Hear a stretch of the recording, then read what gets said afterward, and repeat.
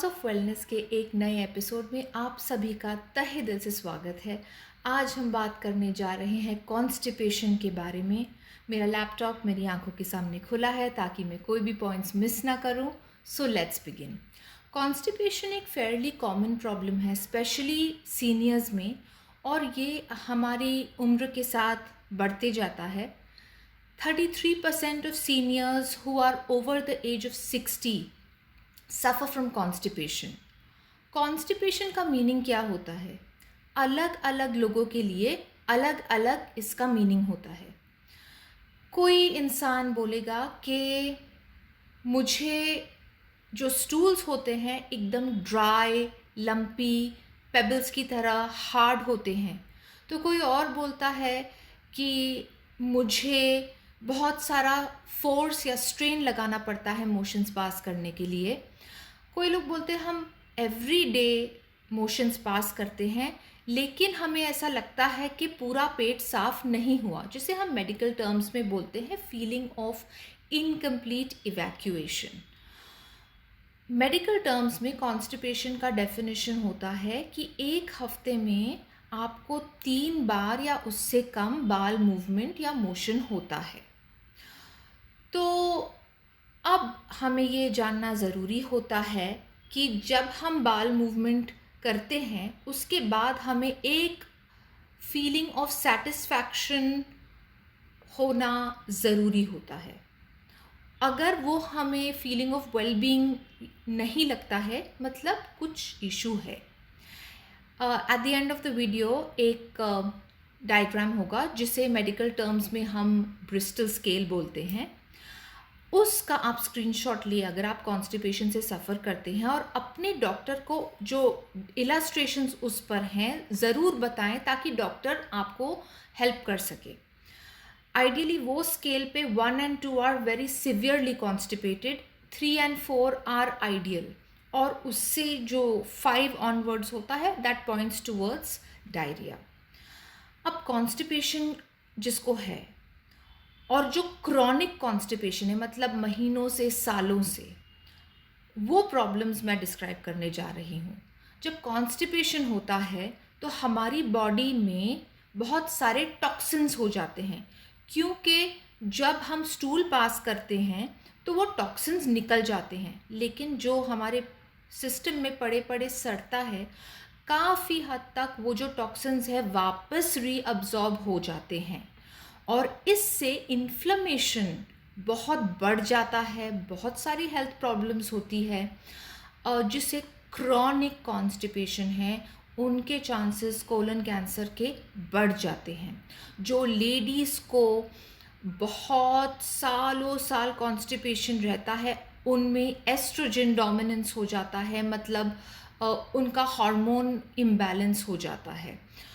जो लोगों में क्रॉनिक कॉन्स्टिपेशन होता है उनमें डाइवर्टिकुलाइटिस, हेमरॉइड्स, पाइल्स, ये सब की तकलीफ़ होती है। These are all physical problems.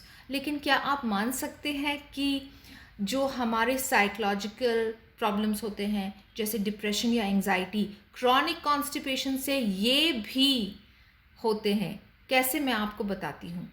हमारा जो गट होता है, हमारी गट की लाइनिंग होती है जिसे हम सेकंड ब्रेन भी कहते हैं। सो ये जो हमारा गट है हमारा सेकंड ब्रेन है। यहाँ पर 90% ऑफ द हैप्पी हार्मोन्स और जो हार्मोन्स हमें मोटिवेट करते हैं, सेरोटोनिन एंड डोपामीन, यहाँ पर बनते हैं।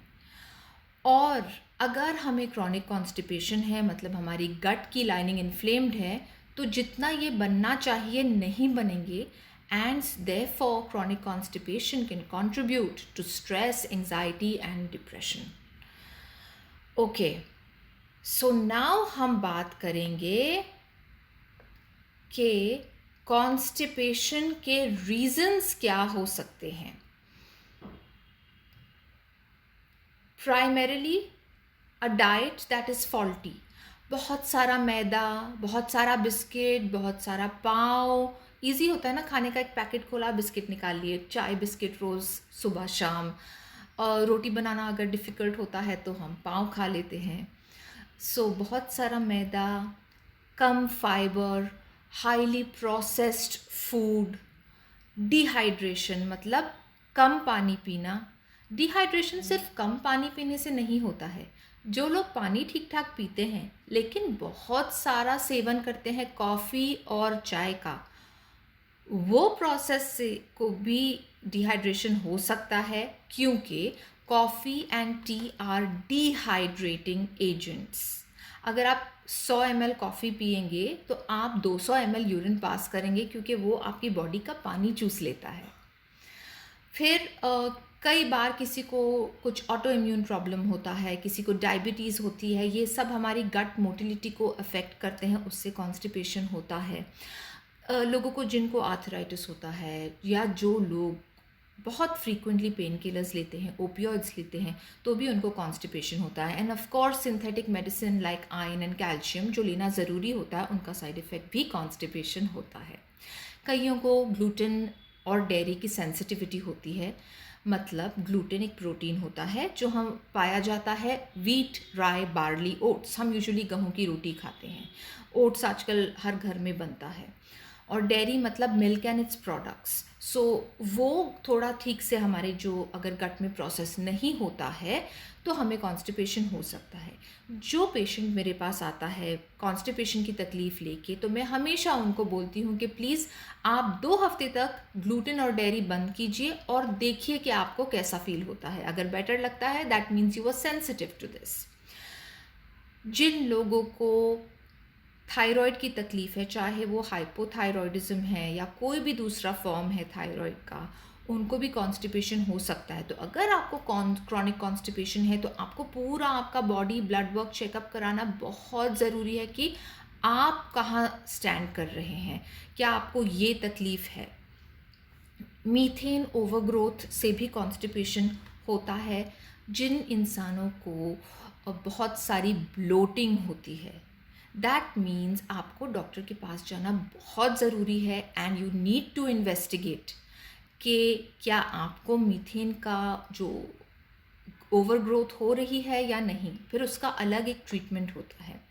जिन लोगों को IBS C होता है, दैट मीन्स IBS जो कॉन्स्टिपेशन वाला होता है, जिसमें कॉन्स्टिपेशन डोमिनेट करता है, उन लोगों को भी ये तकलीफ़ क्रॉनिकली हो सकती है। कई बार जब हम एंटीबायोटिक्स का सेवन करते हैं, हमारा जो गट होता है उसके जो माइक्रोबायोम होता है उसमें डिसबैलेंस या डिसबायोसिस हो जाता है, उससे भी कॉन्स्टिपेशन की तकलीफ़ हो सकती है। बिलीव इट और नॉट, क्रॉनिक स्ट्रेस हमारी वेगस नर्व को सप्रेस करता है, जिससे भी कॉन्स्टिपेशन हो सकता है। High amount of cortisol hormone से भी कॉन्स्टिपेशन हो सकता है।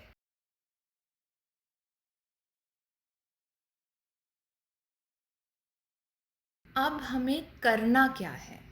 ये सब हो रहा है, कॉन्स्टिपेशन क्यों हो रहा है हमने डिस्कस किया। What do we do now?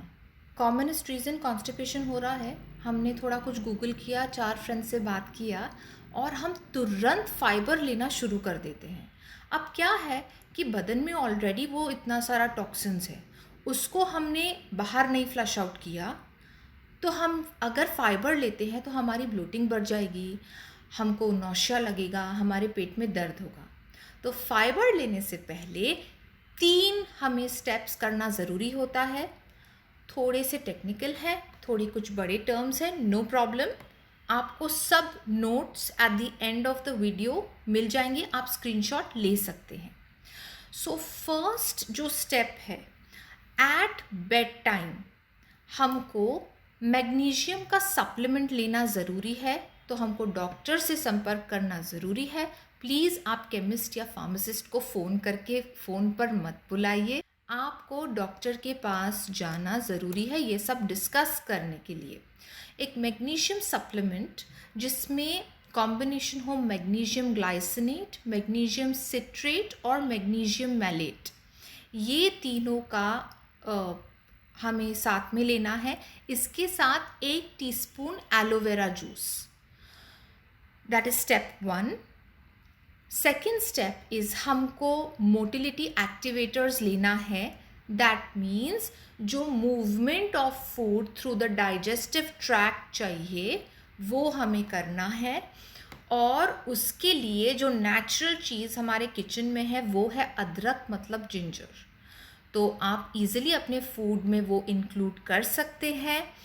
Motility activators के सप्लीमेंट्स मिलते हैं।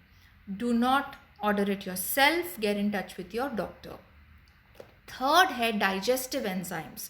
सो ऑफ कोर्स पपाया, पाइनएप्पल, इनमें नेचुरल डाइजेस्टिव एंजाइम्स होते हैं। इसके साथ साथ जिंजर में भी होते हैं। और अगर आपको क्रॉनिक ब्लोटिंग की तकलीफ है तो डाइजेस्टिव एंजाइम्स की कैप्सूल्स और सिरप्स भी मिलती है। Again your doctor is your best friend.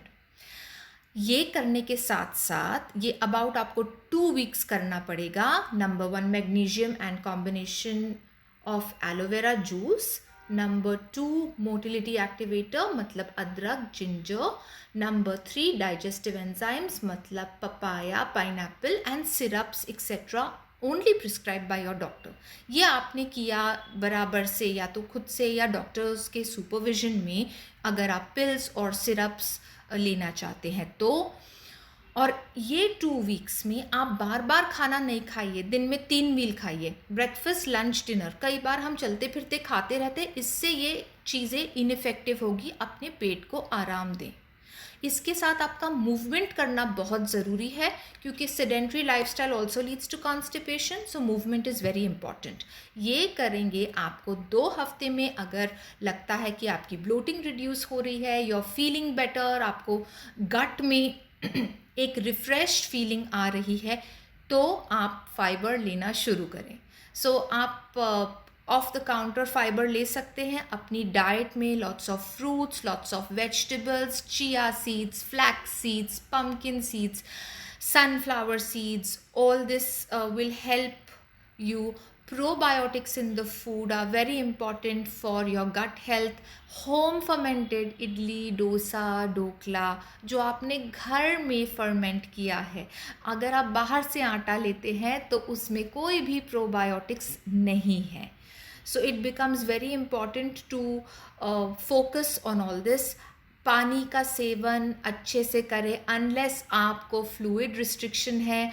और मैं वापस ये पॉइंट रिपीट कर रही हूँ, आपको ये याद रखना बहुत ज़रूरी है कि चाय और कॉफ़ी आपको हाइड्रेट नहीं करने वाले हैं।